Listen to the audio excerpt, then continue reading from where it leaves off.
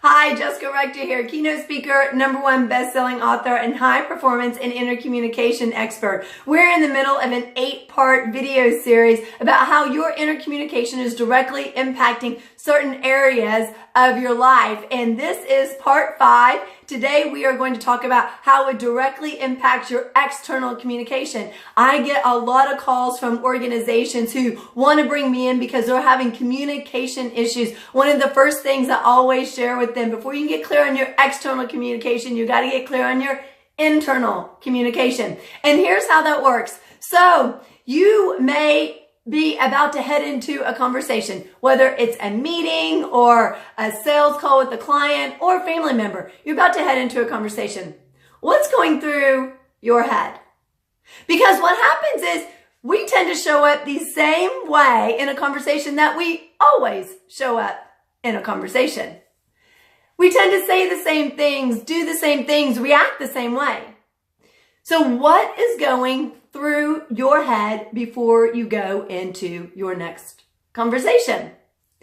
It's something you don't think about, right? But think about it. If your inner game is in alignment, you show up open, ready to listen and receive. When it's out of alignment, you show up wanting to respond, wanting to interrupt, needing to say something, anything, because what you have to say is important. And it is. And what I mean by that is when you show up to a conversation, if you're showing up the same way, you're going to respond the exact same way. So what happens before you go into your next conversation?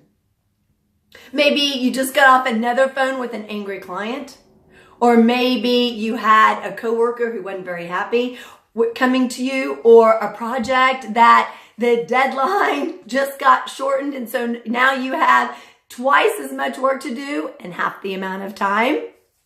And so you're going in maybe angry, frustrated, impatient, thinking, I got things to do. I don't have time for this conversation. And so you're all in your head before the conversation even begins. And then the conversation doesn't go that well. In fact, it goes horrible, because what you end up doing is you go on the attack and you use the other person as a punching bag. Has that ever happened to you? Where you take it out on someone else without even meaning to? I know. I get it. It's happened to us all. And then we feel bad afterwards and we regret it. But yet, most of us don't go up and apologize. We just say, they're fine. It's fine. I was in a bad mood. They understand. They get it. So when that does happen, if it does happen, make sure you apologize. Make sure that you say, I'm sorry. I shouldn't have done that. I shouldn't have reacted that way. But also recognize what you can do better next time. And that is getting your inner game in alignment. So the anger and the frustration that you feel, you resolve it before you go into the next conversation. So you can start every conversation in neutral. That way, you can actively listen, engage, participate, pause after they're done talking, and then respond instead of reacting.